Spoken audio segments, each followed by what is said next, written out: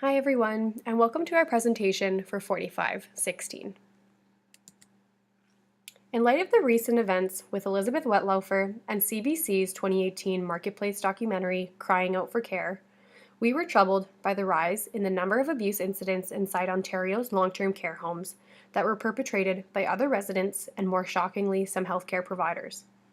Our main focus for this assignment was to advocate for and ensure that residents in Ontario's long-term care facilities are getting the care they deserve, are free from resident-to-resident abuse, healthcare provider to resident abuse, and overall neglect by supporting the amendment of Bill 33, the Time to Care Act. Bill 33 would ensure that all licensee long-term care homes in Ontario include customized care plans for each resident, which will include an average of 4 hours of nursing and personal support services for each resident per day. While 4 hours of care per day per resident sounds romantic, we took the bill one step further to advocate for more RNs and RPNs to be present within Ontario's long-term care facilities, to ensure that the 4 hours of hands-on care are being provided by a group of professionals who will provide compassionate and quality care, and who have the knowledge, skills, and judgment to assess changes in the health status of residents. More RNs and RPNs in long-term care facilities mean a reduction in workload for all healthcare providers, and an ability to have a greater care provider to resident ratio, that being 1 nurse to 3 or 4 residents compared to the current ratio of 1 nurse to 12 or more residents. This will decrease and hopefully stop all cases of resident neglect and increase safety. Maintaining the safety of our aging population should be our government's top priority, as this issue has consequences for all of us, both young and elderly. The RNAO projects that there will be 10 million people over the age of 65 by 2036. We think it is unacceptable that the people who spent their lives establishing Ontario and our communities are being neglected in their final years. After looking into Canada's political parties, the New Democratic Party is the most invested in this topic of safer long-term care. In the fall of 2016, the NDP introduced Bill 33, the Time to Care Act.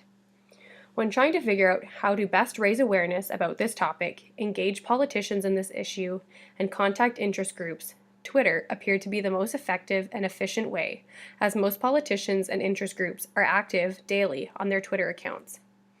We reached out to the NDP party via Twitter and supported their campaign by retweeting their tweets about Bill 33.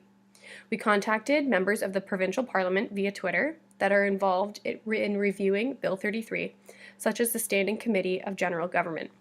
We also contacted the Ontario Council of Hospital Unions, the OCHU, the Canadian Unions of Public Employees, or CUPE, the RNAO, and ONA via Twitter.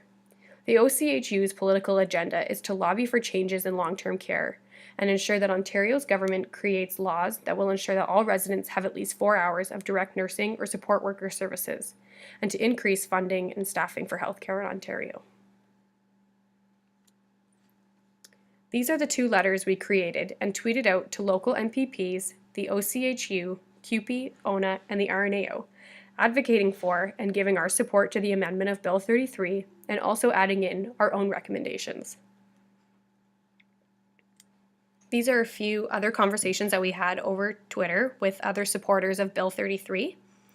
We didn't want to post all of the tweets and conversations that we had, as that would take too long. So if you want to check them out, we added the link to our Twitter to this post on Moodle. So who got back to us? The RNAO privately messaged us on Twitter in response to the letter that we tweeted to them. We also contacted the Ontario Long-Term Care Association to ask them to elaborate on their tweet about #BetterSeniorsCare and asked them if amending Bill 33 to include increased staffing and RNs and RPNs would help to improve care to seniors. They actually responded that Bill 33 was a one-size-fits-all approach and that it would decrease the level of care in long-term care homes. Their solution to improving care in long-term care homes was to focus on changing nursing and support care practices instead of increasing staffing numbers. We understand that their rejection of our proposed changes may be because they represent the business owners that own and operate long-term care homes, and increasing the number of staff will force them to change their management and financial operations. Overall, this is an issue my group and I found ourselves extremely passionate about, and we will continue to advocate for these changes beyond this course to get Bill 33 to royal assent as quickly as possible. If you would like to sign your name to help pass Bill 33, making it law in Ontario, you can sign your name to the link that is posted on this slide. Thank you.